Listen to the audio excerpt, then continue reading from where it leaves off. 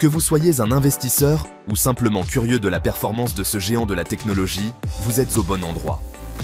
Premièrement, parlons du chiffre d'affaires. Nvidia a annoncé un chiffre d'affaires impressionnant de 40 milliards de dollars pour 2024. C'est une augmentation considérable par rapport à l'année dernière, ce qui reflète ses excellentes performances dans les secteurs du jeu vidéo, des centres de données et de l'automobile. La demande de processeurs graphiques, GPU et de solutions d'intelligence artificielle a explosé et Nvidia en profite pleinement. Nous allons parler de Nvidia, un incontournable pour le portefeuille du Druide et surtout une boîte ultra rentable.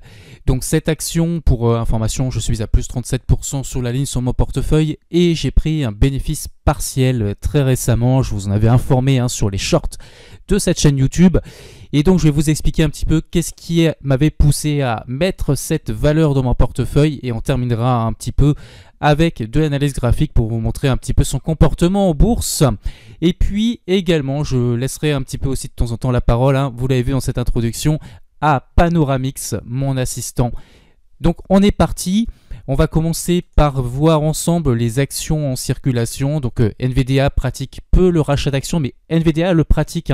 Elle fait quand même du rachat d'actions. Mais le nombre reste globalement stable. Vous voyez ici au travers des années, on a une quantité d'actions en circulation qui reste globalement stable. Parfois il y a du rachat, parfois voilà, il y a des actions qui en circulation qui augmentent, mais ça reste stable. Donc aux États-Unis, il faut savoir que le rachat d'actions est monnaie courante et généralement on a plutôt des courbes qui sont baissières. Donc Nvidia a une petite différence par rapport à ça. Et il y a plusieurs façons d'interpréter du coup, notamment ce graphique ou d'une manière générale, on extrapole un petit peu le rachat d'actions. Ici dans cette boîte, ça m'indique surtout en fait qu'elle tire toute sa performance et sa réussite de son activité en elle-même sans avoir besoin de recourir à de la dissolution de l'actionnariat. Donc c'est quelque chose qui est positif parce que ça veut dire qu'elle pourra toujours opter pour du rachat d'actions plus tard pour valoriser un petit peu la valeur des actions détenues par les actionnaires dont je fais partie puisque j'ai toujours une petite partie investie sur Nvidia qui est faible, mais je compte rentrer dès que ça baissera suffisamment à mon goût. C'est également une boîte ouverte à l'international. La segmentation des ventes, vous pouvez voir que 31% de l'activité se fait aux États-Unis, 26% à Taïwan, 22% dans les autres pays, dont les pays européens, et puis 21% en Chine. Donc voilà, elle fait beaucoup de calculs et de mise en réseau, des cartes graphiques. Qui n'a pas une carte graphique Nvidia, donc tout ça vous connaissez, les processeurs, etc. Donc c'est une activité très très connue, c'est une énorme capitalisation. Et surtout, elle a des finances exceptionnelles puisque vous voyez ici, regardez ça, en 2024, un chiffre d'affaires qui est en augmentation sur le long terme d'année en année, mais en 2024 qui est explosif. Et ça c'est rare parce que 2024, généralement, quand on regarde un petit peu, surtout au moment où je tourne cette vidéo, en général, on a plutôt une baisse d'activité sur beaucoup de boîtes. Donc Nvidia est en train de cartonner et c'est pour ça que son cours de bourse explose également.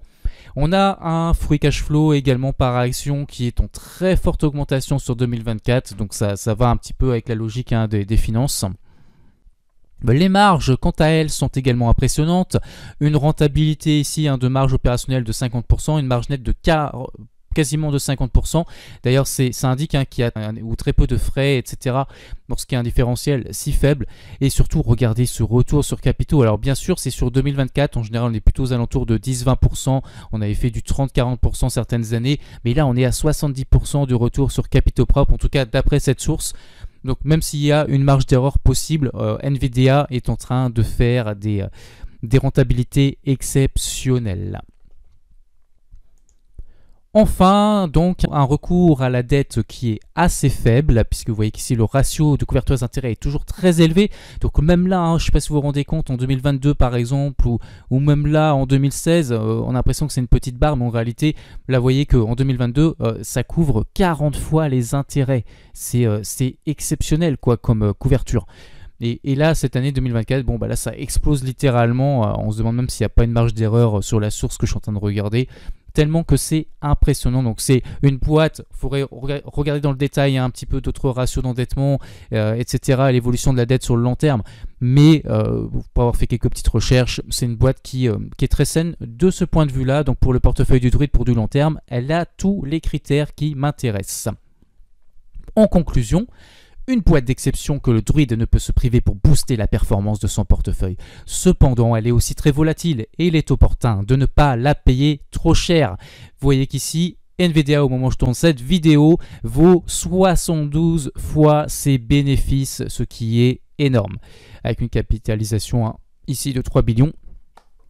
Donc à relativiser, puisqu'en réalité, Nvidia se paye toujours de manière très élevée par rapport à ses bénéfices, mais là on est vraiment sur une fourchette comme haute, on va dire.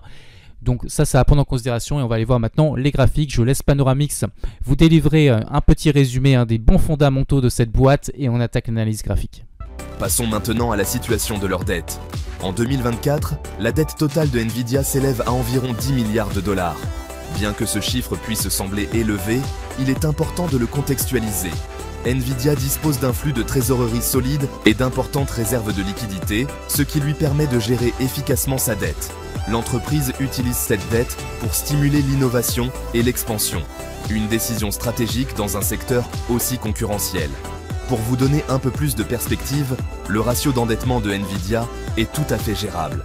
Cela indique que l'entreprise s'endette tout en conservant un équilibre avec ses fonds propres, ce qui lui assure une stabilité financière. Un autre point clé à souligner est l'engagement de Nvidia envers la valeur actionnariale. L'entreprise continue de reverser du capital aux actionnaires par le biais de dividendes et de rachats d'actions. Cela montre sa confiance dans ses perspectives de croissance et son engagement à récompenser ses investisseurs. Alors, qu'est-ce que cela signifie pour vous en tant qu'investisseur ?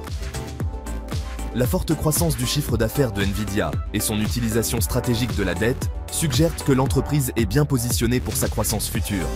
Son accent sur l'innovation et l'expansion dans des domaines à forte croissance comme l'IA et la conduite autonome pourrait entraîner de nouvelles augmentations de revenus.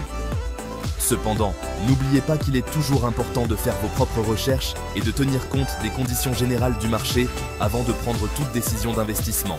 Une fois par mois, je vous montrerai mon compte d'investissement boursier en live pour vous montrer aussi l'évolution graphique des performances de mon portefeuille. Et vous verrez donc la ligne Nvidia qui aura été divisée par deux, qui sera une toute petite ligne désormais dans mon portefeuille. Vous voyez ici le comportement boursier graphique à long terme. On voit qu'on a ici une valeur sur une tête de temps hebdomadaire qui est extrêmement haussière.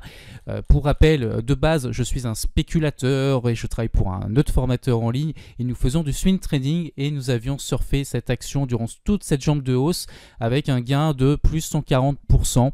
Donc voilà, c'est une valeur qui est très intéressante. Pour ma part, pour le portefeuille du Druid, voici ma zone d'entrée ici que vous voyez, que j'ai indiqué en bleu, qui correspond à la correction qu'on a eue courant le mois d'août 2024, donc du courant ce mois-ci au moment où je tourne cette vidéo.